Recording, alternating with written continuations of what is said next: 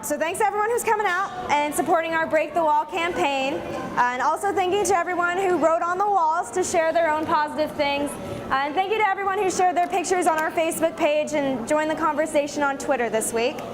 If what you see here is completely new to you, I'll catch you up for just a second. The idea for the Break the Wall campaign began during our social media class at William Penn University. This semester we've been discussing how the internet and social media has changed, and it's really grown, and it's changed the way we organize and the way we communicate with one another. Even though this technology is fairly intuitive, especially for the younger generations, people don't always think about how to use it appropriately. As great as these tools are, there's a lot of misuse and abuse that occur online that we aren't always aware of, but kids are. We wanted to find a way to use social media to impact the community in a positive way. As the internet grows, so does its power, and this campaign promotes positive online use. Everyone who has a Facebook or Twitter, they have a voice, and whether they know it or not, your voice is being heard. We've come here today with examples of what is said when we forget how to use our voices constructively. The walls behind me here are part of our campaign. We invited students from the Oskaloosa High School and William Penn University to write examples of things they've seen, heard, or said online to hurt somebody else.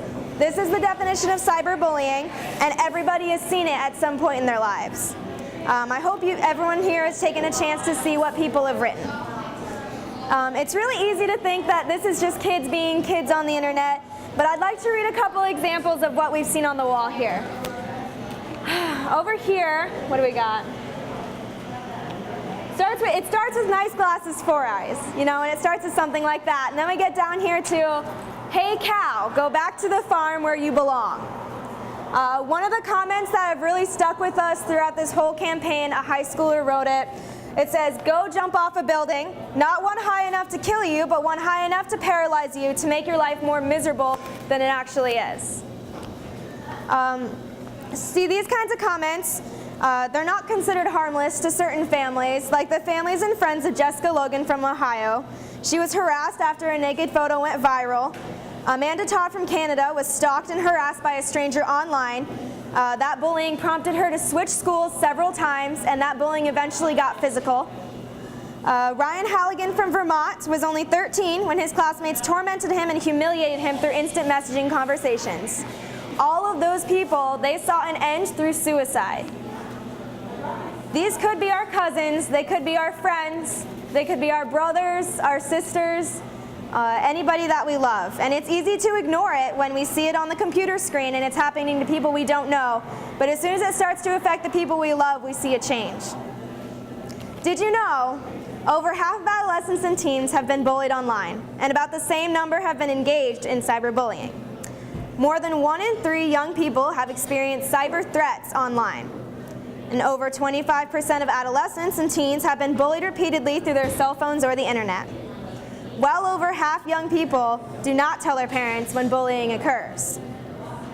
This information is from the iSafe Foundation, which is an internet safety organization dedicated to educating and empowering young people to safely, responsibly, and productively use online and communication technology. These compelling examples written on the walls behind me and the very telling statistics from iSafe give evidence that we need to be more aware of how we communicate with each other online. We need to become more responsible and thoughtful. We encourage all of you to help us promote positive use of social media. Along with sharing what they've seen as hurtful, we've also gave people the opportunity to share photos of themselves complimenting one another on Facebook, Twitter, and Instagram using our hashtag BreakTheWall. We've seen a lot of enthusiasm and participation that's very encouraging. We're thrilled to see how well our message is being heard. In addition to awareness, these walls bring to the problem. We want to promote the beneficial aspects of social media. This has been a really eye-opening experience for the entire class. We noticed once people started writing on these on our walls that the words became more real. People weren't comfortable and they were shocked with what they've seen. And it's harder to look at when it's on a wall right in front of you as opposed to when it's on your computer screen. We can break this wall today, but what is posted on the internet lasts forever, and so does their impact on the people that read them. Let's send a message that cyberbullying is not acceptable in any way. Let's fill Facebook and Twitter with kindness.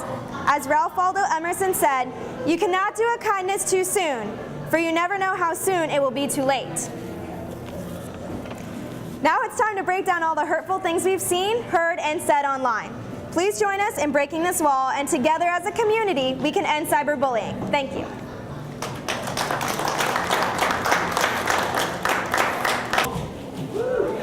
Yeah!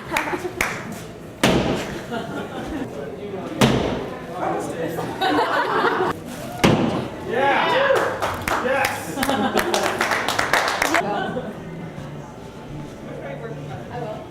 Oh, Michaela. Yeah. What I have.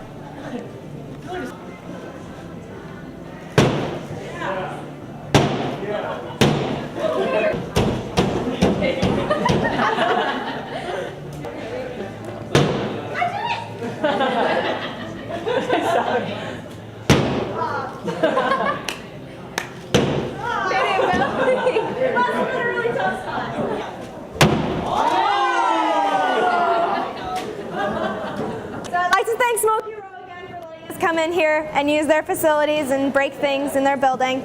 The breaking of the wall just kind of symbolizes the breaking down of the habits of cyberbullying, and it symbolizes how the things we put on these walls, we can tear them down now, but the things you see online, those last forever. And that's just kind of our big break the wall thing. We're going to finish destroying this, but I'd like to thank everybody for coming out and listening to us, and I just hope you took something from it.